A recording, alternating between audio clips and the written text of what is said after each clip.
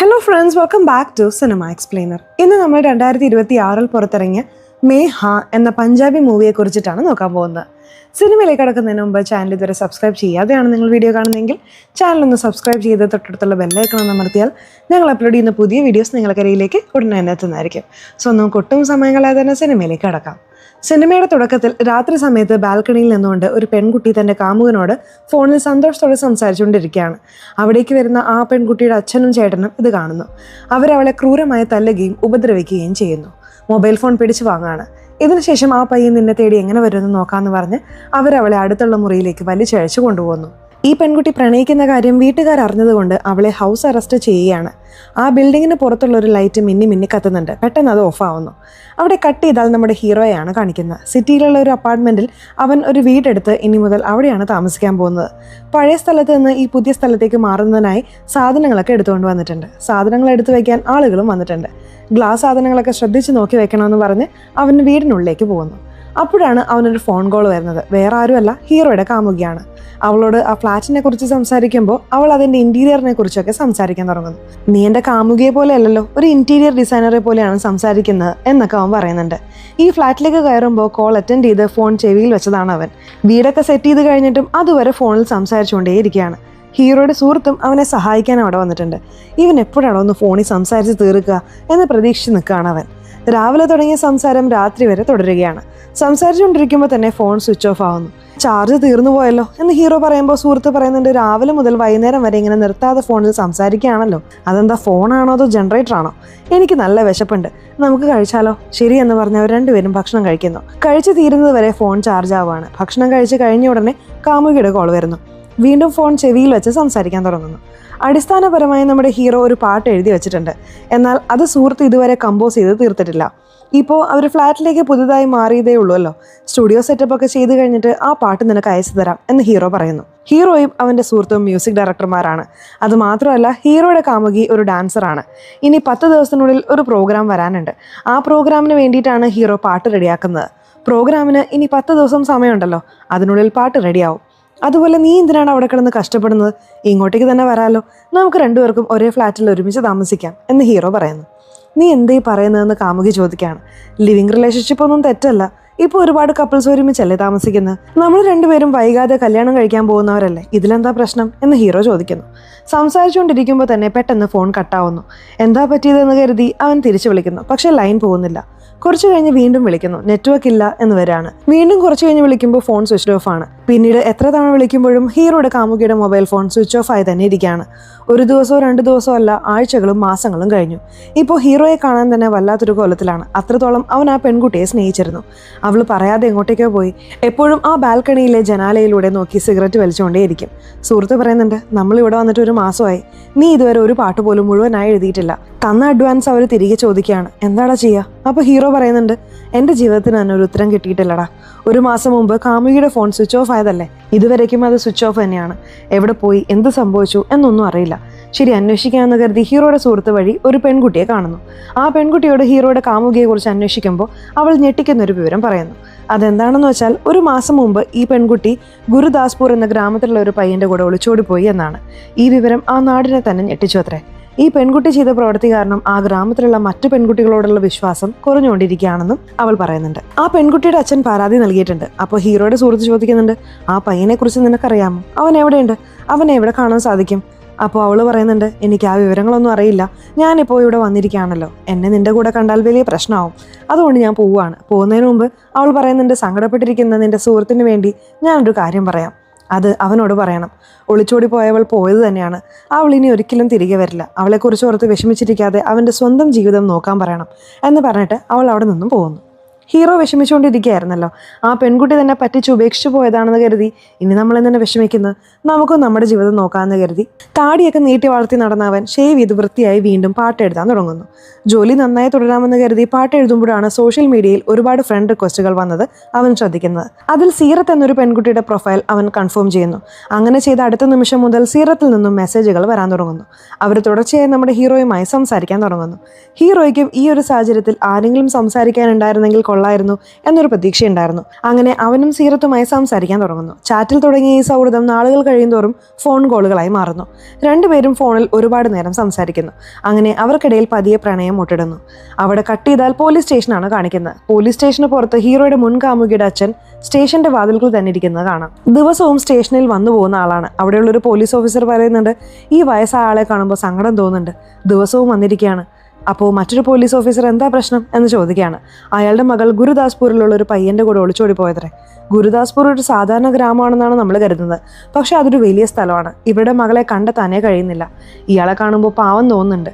മകൾ ഒളിച്ചോടിയ പയ്യന്റെ കൂടെ ആ നാട്ടിൽ തന്നെയുണ്ടോ അതോ വേറെ എവിടെയെങ്കിലും പോയോ എന്ന് പോലും അറിയില്ല എന്നൊക്കെ സംസാരിക്കുകയാണ്. അവിടെ കട്ട് ചെയ്താൽ ഹീറോയും സുഹൃത്തും സ്റ്റുഡിയോയിൽ ഇരുന്ന് മ്യൂസിക് പ്രൊഡക്ഷനിൽ ഏർപ്പെട്ടിരിക്കുകയാണ്. അപ്പോഴാണ് സീറത്തിന്റെ കോൾ വരുന്നത്. ഡിയർ, ഞാൻ സ്റ്റുഡിയോയിലാണ്, ട്യൂൺ ഇടുന്ന തിരക്കിലാണ്, കഴിഞ്ഞിട്ട് പുറത്തു വന്നിട്ട് വിളിക്കാം എന്ന് പറഞ്ഞ് ഹീറോ ഫോൺ കട്ട് ചെയ്യുന്നു. സുഹൃത്ത് അവനെ തന്നെ നോക്കിയിരിക്കുകയാണ്. എന്താണ് നോക്കുന്നത് എന്ന് ചോദിക്കുമ്പോൾ, ഡിയർ എന്നൊക്കെ വിളിച്ചു തുടങ്ങിയോ, അത്രത്തോളം ആയോ കാര്യങ്ങൾ എന്ന് സുഹൃത്ത് ചോദിക്കുന്നു. അതേടാ, അവളിപ്പോൾ എൻ്റെ ഡിയറസ്റ്റ് ആയി എന്ന് ഹീറോ പറയുന്നു. അതായത് ഹീറോ ആ പെൺകുട്ടിയെ പ്രണയിച്ചു തുടങ്ങി എന്ന് മനസ്സിലാവുന്നു. എപ്പോഴാ പരിചയപ്പെടുത്തി തരുന്നത് എന്ന് ചോദിക്കുമ്പോൾ അവളോട് ചോദിച്ചിട്ട് പറയാം എന്ന് പറഞ്ഞ് അവർ വീണ്ടും മ്യൂസിക് പ്രൊഡക്ഷൻ ജോലി തുടങ്ങുന്നു. പുറത്തു വന്നതിന് ശേഷം ഹീറോ സീറത്തുമായി ഫോണിൽ സംസാരിക്കുന്നു. അപ്പോഴാണ് സീറത്ത് പറയുന്നത്, നാളെ നിന്റെ ഫ്ലാറ്റിൽ വന്ന് നിന്നെ കാണാമെന്ന് കരുതുന്നു, സത്യമാണോ എന്ന് ഹീറോ ചോദിക്കുമ്പോൾ അതെ എന്ന് അവൾ പറയുന്നു. ഹീറോയ്ക്ക് വലിയ സന്തോഷമാവുന്നുണ്ട്. ഓടിച്ചെന്ന് സുഹൃത്തിന്റെ റൂമിൽ കയറി, ഡാ നാളെ അവൾ വരുന്നുണ്ടടാ എന്ന് പറഞ്ഞ് സന്തോഷിച്ച് നിൽക്കുകയാണ്. അവരങ്ങനെ സന്തോഷം നിൽക്കുമ്പോൾ ഹാളിലുള്ള ഒരു ലൈറ്റ് മിന്നുന്നതായി നമ്മളെ കാണിക്കുന്നു. പറഞ്ഞതുപോലെ പിറ്റേ ദിവസം രാവിലെ കോളിംഗ് ബെൽ അടിക്കുന്ന ശബ്ദം കേൾക്കുന്നു. ഡോറ് തുറന്നു നോക്കുമ്പോൾ സീറത്ത് വന്നിട്ടുണ്ട്. ഹീറോയ്ക്കും സുഹൃത്തിനും വലിയ സന്തോഷമായി. ചോക്ലേറ്റും കോഫിയൊക്കെ റെഡിയാക്കി കൊടുക്കുന്നുണ്ട്. അപ്പോൾ ഹീറോ പറയുന്നുണ്ട്, ഒരു 5 മിനിറ്റ് ഞാൻ റെഡി ആയിട്ട് വരാം, നമുക്ക് രണ്ടുപേർക്കും പുറത്തു പോയി കഴിക്കാം. പുറത്തെന്തിനാ, വീട്ടിൽ നിന്ന് തന്നെ കഴിക്കാമല്ലോ എന്ന് സീറത്ത് പറയുമ്പോൾ സുഹൃത്ത് പറയുന്നുണ്ട്, ശരി എന്നാൽ നമുക്ക് എന്തെങ്കിലും ഓർഡർ ചെയ്യാം. എന്നാൽ സീറത്ത് പറയുന്നുണ്ട്, എന്തിനാ ഓർഡർ ചെയ്യുന്നത്, ഞാൻ തന്നെ പാകം ചെയ്യാം, വീട്ടിൽ എന്തൊക്കെയുണ്ട്, മാഗി മാത്രമേ ഉള്ളൂ എന്ന് ഹീറോ പറയാണ്. അപ്പോൾ സുഹൃത്ത് കുറച്ച് ചോറുണ്ടെന്ന് പറയുന്നുണ്ട്. ശരി, ഞാൻ വെജിറ്റബിൾ പുലാവ് ഉണ്ടാക്കാം, നീ പോയി റെഡി ആയിട്ട് വാ എന്ന് സീറത്ത് പറയുന്നു. ശരിയെന്ന് പറഞ്ഞ് ഹീറോ കുളിക്കാൻ വേണ്ടി ബാത്റൂമിലേക്ക് പോകുന്നു. സുഹൃത്ത് സ്റ്റുഡിയോയിലേക്ക് പോയി തന്റെ ജോലികൾ ചെയ്യാൻ തുടങ്ങുന്നു. അടുക്കളയിൽ നിന്ന് സീറത്ത് തനിച്ച് പാചകം ചെയ്തുകൊണ്ടിരിക്കുകയാണ്. ആ സമയത്ത് ഹീറോയുടെ മൊബൈൽ റിംഗ് ചെയ്യുന്ന ശബ്ദം കേൾക്കുന്നു. പോയി നോക്കിയപ്പോൾ ഒരു പ്രൈവറ്റ് നമ്പറിൽ നിന്നാണ് കോൾ വരുന്നത്. ഫോൺ എടുത്തുകൊണ്ട് പോയി ആരോ വിളിക്കുന്നുണ്ട് എന്ന് പറയുമ്പോൾ ആരാണെന്ന് അവൻ ചോദിക്കുകയാണ്. അൺനോൺ നമ്പർ ആണെന്ന് പറയുമ്പോൾ നീ തന്നെ അറ്റൻഡ് ചെയ്ത് സംസാരിക്കാൻ ഹീറോ പറയുന്നു. കോൾ അറ്റൻഡ് ചെയ്ത് സീറത്ത് ചെവിയിൽ വെച്ചപ്പോൾ എന്തോ ഒരു അമാനുഷികമായ ശബ്ദം കേൾക്കുന്നു. ഹലോ ഹലോ എന്ന് പറഞ്ഞാലും മറുപടി പറയുന്നില്ല. പിന്നെ ഫോൺ കട്ടാവുന്നു. ഫോൺ വെച്ചിട്ട് അവൾ വീണ്ടും പാചകം ചെയ്യാൻ തുടങ്ങുന്നു. അപ്പോൾ വീണ്ടും അതേ അൺനോൺ നമ്പറിൽ നിന്നും കോൾ വരുന്നു. സീറത്തിനിപ്പോൾ കുറച്ച് പേടിയുണ്ട്. കാരണം നേരത്തെ എടുത്തപ്പോൾ അമാനുഷികമായ ശബ്ദം കേട്ടല്ലോ, വീണ്ടും എടുക്കണോ വേണ്ടയോ എന്നൊരു മടിയോടെ നിൽക്കുകയാണ്. ശരി, എടുത്തു നോക്കാമെന്ന് കരുതി എടുത്തപ്പോൾ വീണ്ടും ആ ശബ്ദം കേൾക്കാൻ തുടങ്ങി. ഇത്തവണ വീട്ടിലെ എല്ലാ ലൈറ്റുകളും വല്ലാതെ മിന്നി മിന്നി കത്താൻ തുടങ്ങുന്നു. ബാത്റൂമിൽ ഹീറോ കുളിച്ചുകൊണ്ടിരിക്കുകയാണല്ലോ, അവിടെയുള്ള ലൈറ്റും മിന്നാൻ തുടങ്ങുന്നു. ഫോണിൽ നിന്ന് ഭയപ്പെടുത്തുന്ന ശബ്ദം. ചുറ്റുമുള്ള ലൈറ്റുകൾ മിന്നുന്നു. ഇതൊക്കെ കണ്ട് പേടിച്ച് അവൾ ആ ഫോൺ ദൂരേക്ക് വലിച്ചെറിയുന്നു.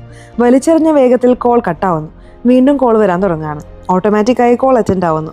വീണ്ടും ആ ശബ്ദം കേൾക്കുന്നു. വീട്ടിലെ ലൈറ്റുകൾ വല്ലാതെ മിന്നുന്നുണ്ട്. ഇത് കണ്ട് അവൾ ഉച്ചത്തിൽ നിലവിളിക്കുകയാണ്. കുളിച്ചുകൊണ്ടിരുന്ന ഹീറോ പെട്ടെന്ന് പുറത്തു വരികയാണ്. നോക്കുമ്പോൾ സീറത്ത് വല്ലാതെ ഭയന്നിരിക്കുന്നു.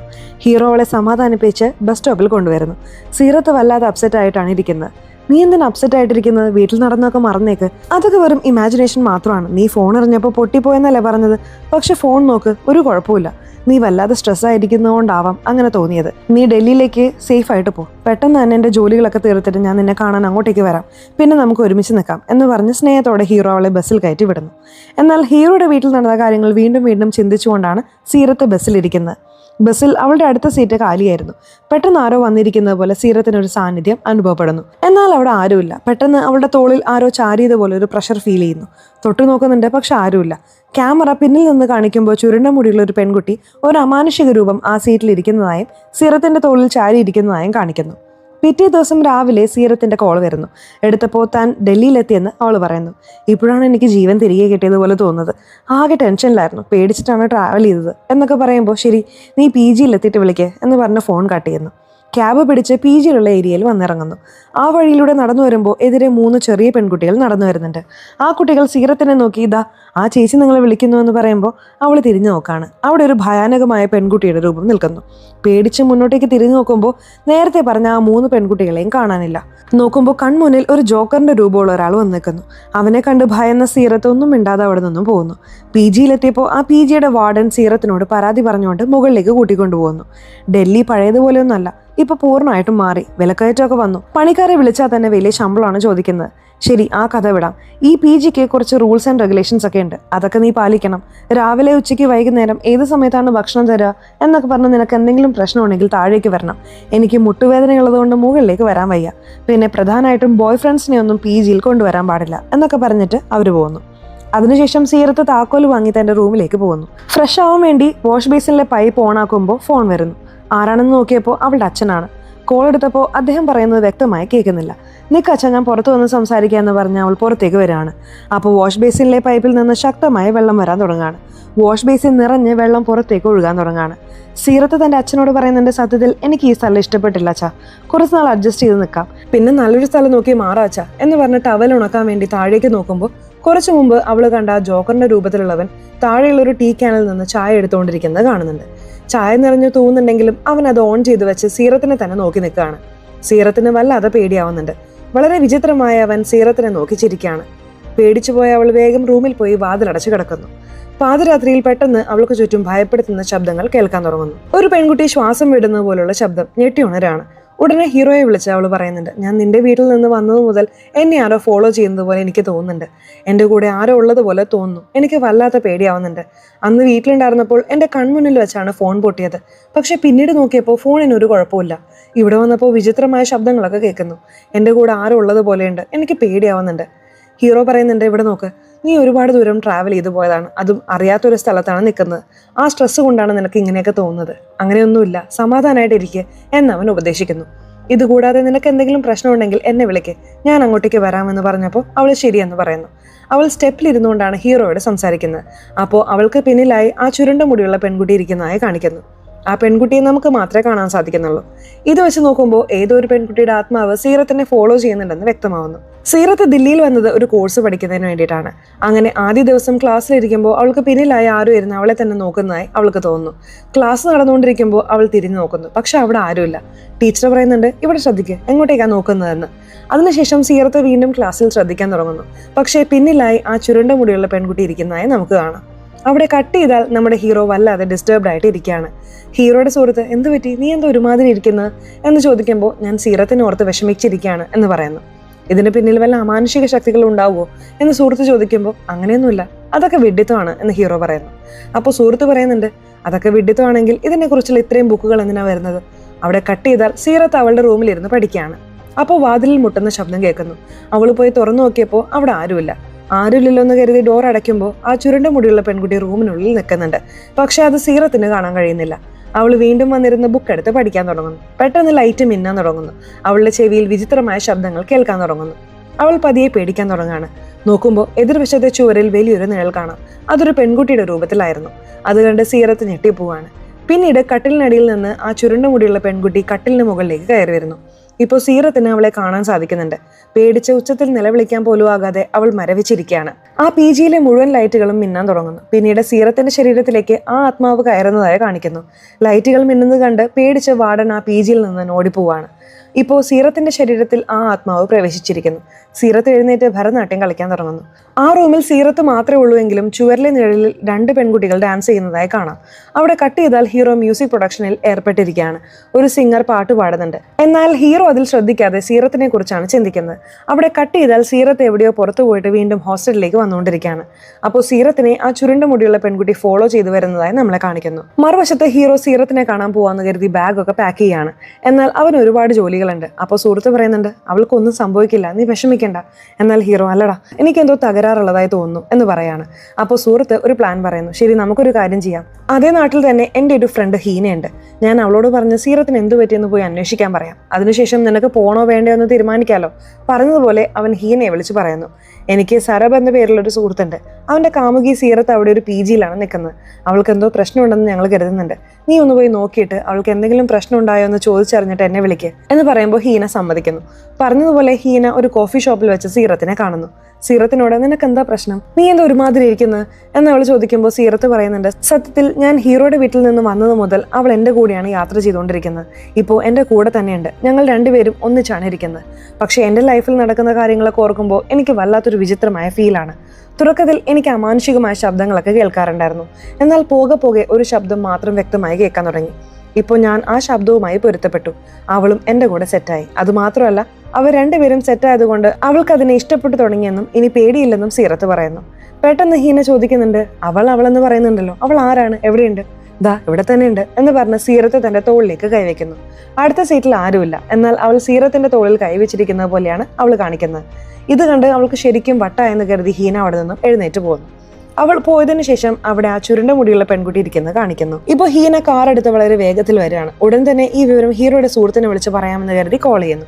നിങ്ങൾ പറഞ്ഞത് സത്യമാണ്, അവൾക്ക് എന്തോ പ്രശ്നമുണ്ട്, നിങ്ങൾ എന്തെങ്കിലും ചെയ്ത് അവളെ ശരിയാക്കണം, അല്ലെങ്കിൽ വലിയ പ്രശ്നമാവും എന്ന് പറഞ്ഞ് താൻ എന്ത് കണ്ടു, അവൾ എന്ത് പറഞ്ഞു എന്ന് വിശദീകരിക്കാൻ ശ്രമിക്കുമ്പോൾ കാർ ആക്സിഡന്റ് ആവുന്നു. എന്താണെന്ന് വെച്ചാൽ ആ കാറിന് മുന്നിൽ ഒരു അമാനുഷിക രൂപം വരുന്നു. ആ രൂപം ഹീനയെ ചുറ്റിപ്പറ്റി വരാണ്. അതിനുശേഷം കാറിനുള്ളിലിട്ട് തന്നെ ഹീനയെ അത് കൊല്ലുന്നു. പുറത്തുനിന്ന് നോക്കുന്നവർക്ക് കാർ ആക്സിഡന്റ് ആയി ഹീന മരിച്ചതുപോലെയാണ് തോന്നുക. സംസാരിച്ചുകൊണ്ടിരിക്കുമ്പോൾ തന്നെ കോള് കട്ടായിരുന്നു. ഹീറോയ്ക്കും അവന്റെ സുഹൃത്തിനും ഇത് വിശ്വസിക്കാനേ കഴിയുന്നില്ല. നമ്മളെ സഹായിക്കാമെന്ന് പറഞ്ഞിട്ടാണ് അവൾ പോയത്. എന്നാൽ എന്തോ ഒരു കാര്യം പറയാൻ വന്നപ്പോൾ അവൾ മരിച്ചുപോയി.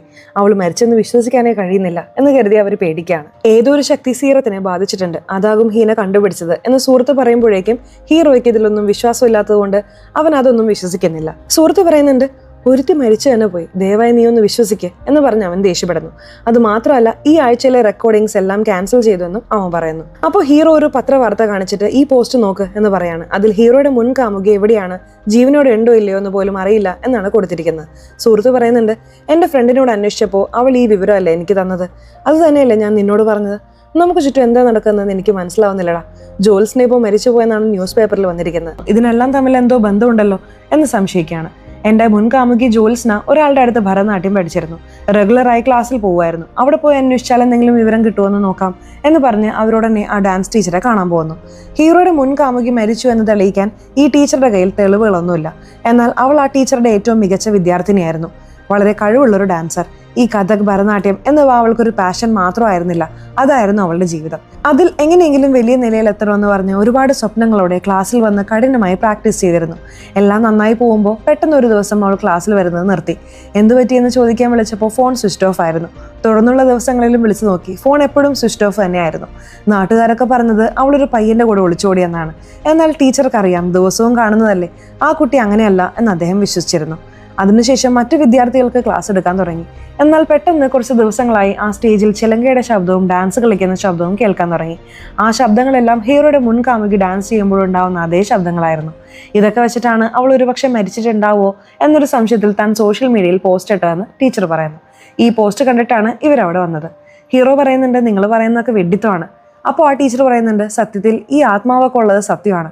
നമ്മുടെ ശരീരം പഞ്ചഭൂതങ്ങളാൽ നിർമ്മിക്കപ്പെട്ടതാണ്: ജലം, അഗ്നി, ആകാശം, വായു, ഭൂമി. എന്നാൽ ഇതുകൂടാതെ ആറാമതായ ഒരു ശക്തിയുണ്ട്. അതാണ് നമ്മുടെ ശരീരത്തിന് ജീവൻ നൽകുന്ന ശക്തി. അത് പ്രകാശ രൂപത്തിലായിരിക്കും. പ്രായമായി മരിക്കുമ്പോൾ അത് ശരീരത്തിൽ നിന്നും പുറത്തു പോകും. എന്നാൽ ആഗ്രഹങ്ങളും സ്വപ്നങ്ങളുമായി ചെറിയ പ്രായത്തിൽ തന്നെ മരിക്കുന്നവരുടെ ആത്മാവ് അല്ലെങ്കിൽ ആ പ്രകാശം മുകളിലേക്കും പോകാനാവാതെ താഴേക്കും പോകാനാവാതെ ഇവിടെ തന്നെ അലഞ്ഞു നടക്കും. ഒരു പ്രത്യേക സമയത്തിന് ശേഷം അത് വലിയൊരു ശരീരത്തെ അന്വേഷിക്കാൻ തുടങ്ങും. അതിന് അനുയോജ്യമായ ഒരു ശരീരം കിട്ടിയാൽ അതിൽ പ്രവേശിച്ച് സ്വന്തം ആഗ്രഹങ്ങൾ നിറവേറ്റാൻ ശ്രമിക്കും. ഇതൊരു പോസിറ്റീവ് എനർജി അല്ലെങ്കിൽ ശുദ്ധമായ ശക്തി എന്നാണ് നമ്മൾ കരുതുന്നത്. ആ കാര്യം നമ്മളായിട്ട് തന്നെ മനസ്സിലാക്കുന്നവരെ നമുക്കത് പ്രവചിക്കാൻ സാധിക്കില്ല. ഇപ്പോൾ സീറത്തിന്റെ കൂടെ എന്തോ ഒന്നുണ്ടെന്ന് കരുതുന്നുണ്ടല്ലോ, അതൊരു പക്ഷെ നിങ്ങളുടെ മുൻ കാമുകി തന്നെ ആയിരിക്കാം എന്ന് ടീച്ചർ പറയുന്നു. ഇതറിയാൻ അവർ രണ്ടുപേരെയും ബന്ധിപ്പിക്കുന്ന എന്തെങ്കിലും ഒരു കാര്യം ചെയ്തു നോക്കിയാൽ നിങ്ങൾക്ക് മനസ്സിലാക്കാൻ സാധിക്കുമെന്ന് അദ്ദേഹം ഉപദേശിക്കുന്നു. അവിടെ കട്ട് ചെയ്താൽ സീറത്ത് വീട്ടിലിരുന്ന് എന്തോ എഴുതുകയാണ്. അപ്പോൾ ഹീറോയുടെ സുഹൃത്തിന്റെ കോള് വരികയാണ്. പേടിച്ച് പരിഭ്രമിച്ചതുപോലെ അവൻ പറയുന്നുണ്ട്, ഹീറോയ്ക്ക് ഇവിടെ ആക്സിഡന്റ് പറ്റി, നീ വേഗം വാ. ഫോൺ കട്ട് ചെയ്ത സീറത്തിന്റെ പിന്നിലായി ആ അമാനുഷിക രൂപം വന്ന് അവളുടെ തോളിൽ കൈവയ്ക്കുന്നു. രണ്ടുപേരും അത് ഫീൽ ചെയ്യുന്നതായി കാണിക്കുന്നു. അവിടെ കട്ട് ചെയ്താൽ സത്യം എന്താണെന്ന് അറിയാൻ വേണ്ടി ഹീറോയും സുഹൃത്തും പ്ലാൻ ചെയ്താണ് സീറത്തിനെ അങ്ങോട്ടേക്ക് വിളിച്ചു വരുത്തിയിരിക്കുന്നത്.